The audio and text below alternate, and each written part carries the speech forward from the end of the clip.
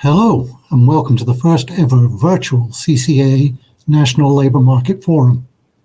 Before we begin, I'd like to take a few moments to familiarise you with the Hop-In platform that we're using today. To the right of the main screen, you will see a panel with chat, polls, and people at the top. By selecting the chat tab, you will see messages being shared with all participants.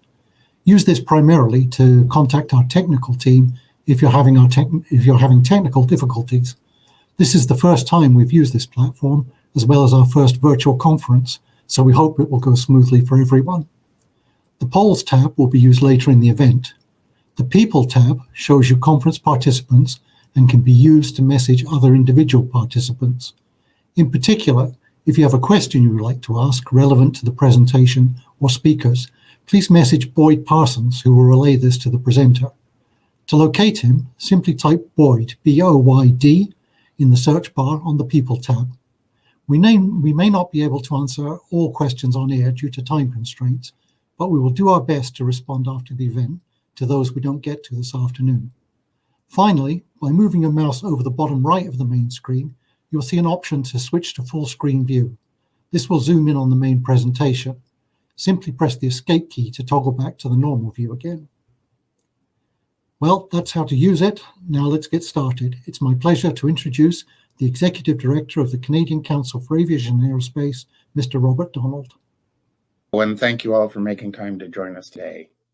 To begin, we respectfully acknowledge we're broadcasting today from the traditional unceded territory of the Algonquin people.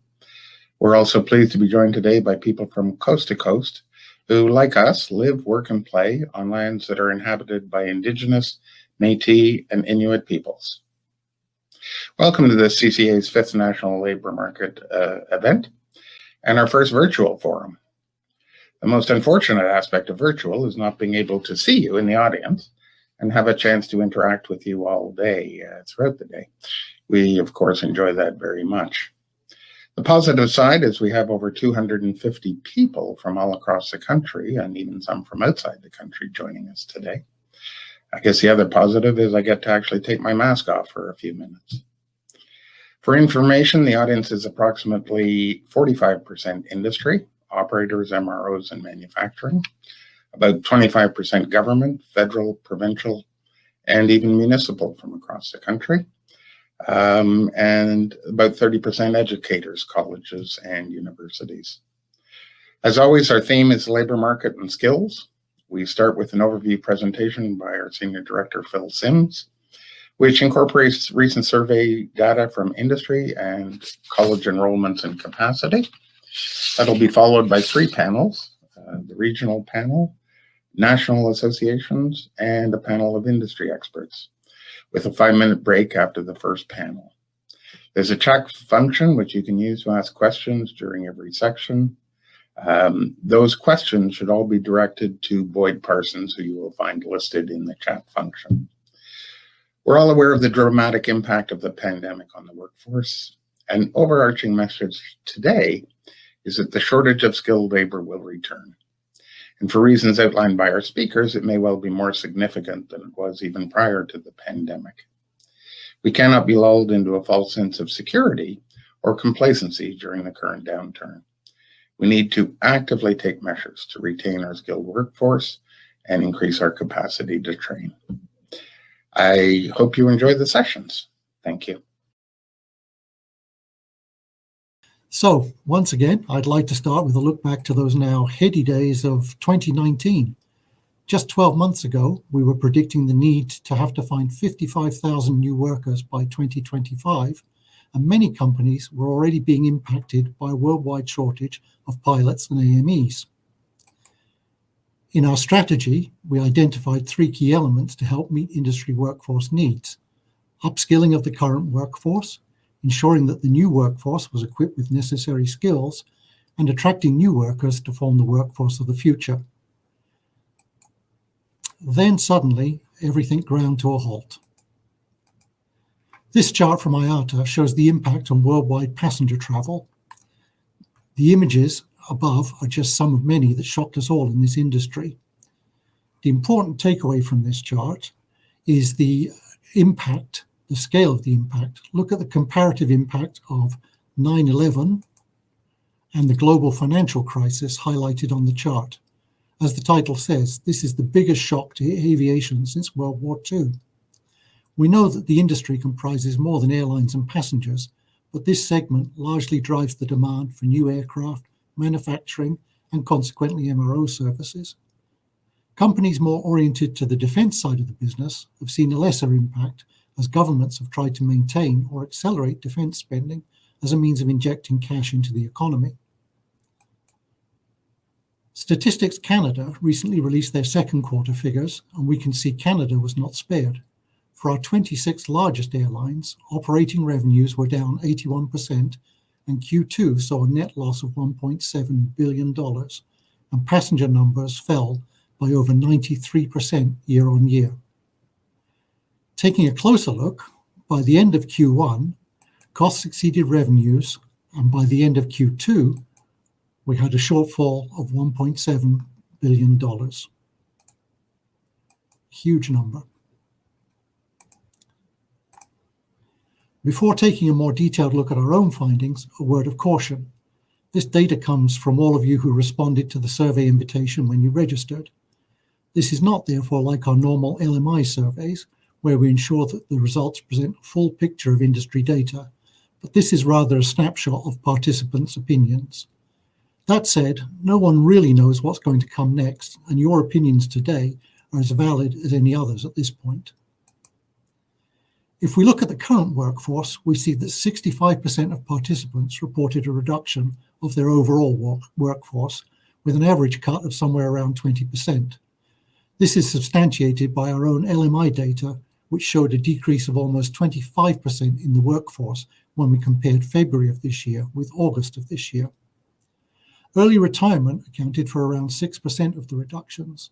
This is important because it represents a slice of the workforce that are leaving the industry and not coming back. It was notable that just over half of the respondents said their company had taken steps to try and retain staff. This indicates that many companies were potentially already anticipating some difficulties in rehiring staff as they moved into the recovery phase. Looking at workforce skills, 1/3 expected staff to need new skills to support the company's recovery. Around 62% saw these as being new technical skills, with IT skills being the most popular of the rest. The expectation going forward was that some companies would focus on doing more with fewer staff, while some companies would reorient their business, but the vast majority would do a mix of both.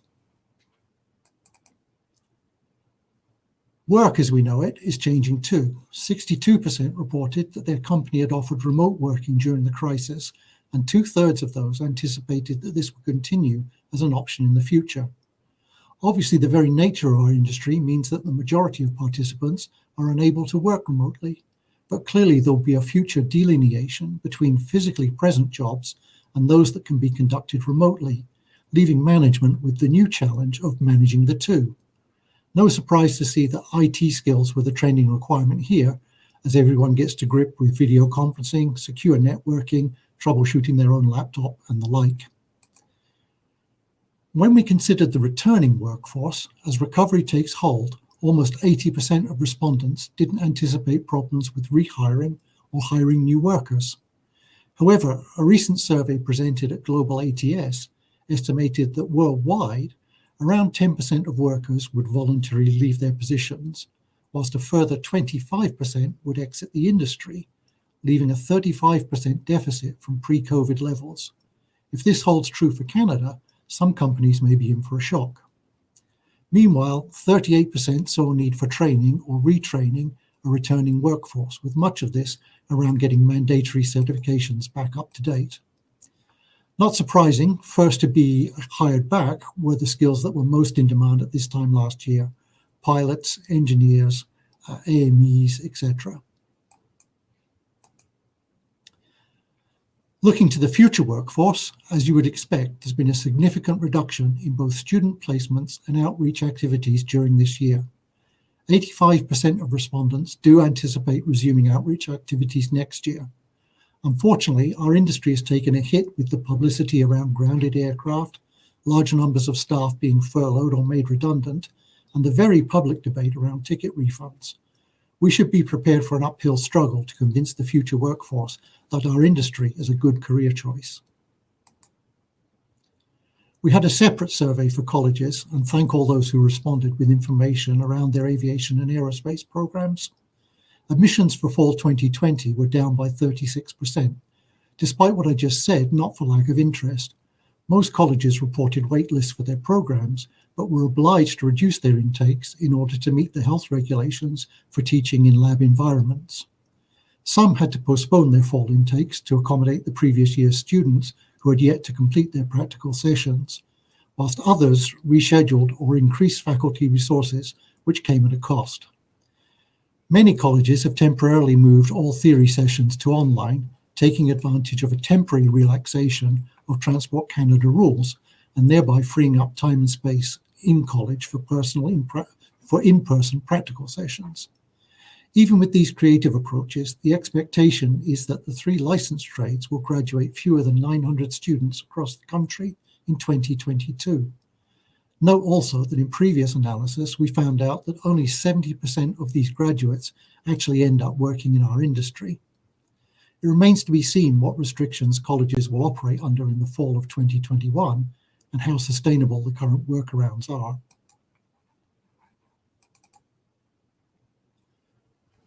So that leaves the billion-dollar question, what does the recovery look like? Not surprisingly, it varies greatly by industry segment and by company. Those who are defense-oriented report having seen little or no decline in business to date. The business jet market seems to be recovering better than other segments as companies seek acceptable travel options for senior management teams, amongst other reasons. Those whose business is driven by US activity, excluding trans-border operations, have seen business build back as the domestic US market continues to recover. Those reliant on Canadian aviation market are more dependent on the rollout of vaccines to help restart domestic air travel, whilst those reliant on international travel need normality both at home and in destination markets so that travel bans can be safely lifted.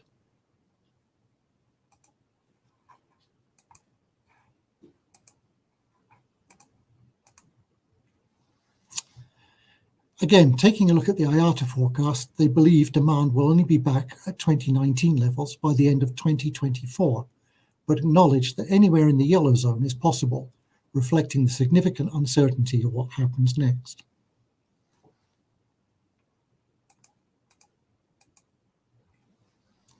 So, as recovery begins to take hold, we see 4 key labour issues that will impact companies' abilities to ramp back up.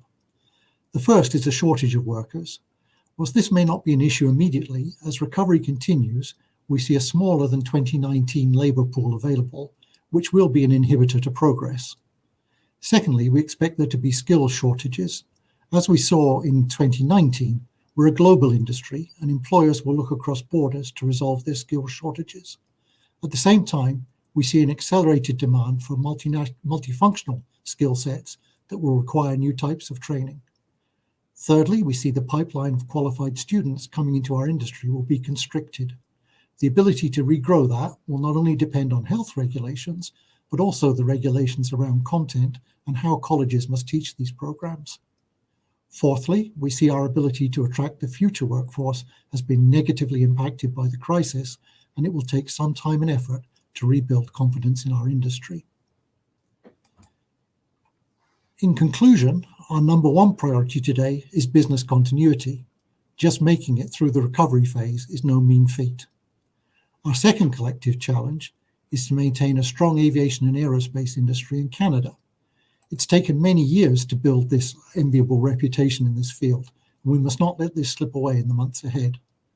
Finally, we need to not lose sight of those underlying labour market issues that threatened the future of our industry just 12 months ago. They may be out of sight at the present time, but they haven't gone away.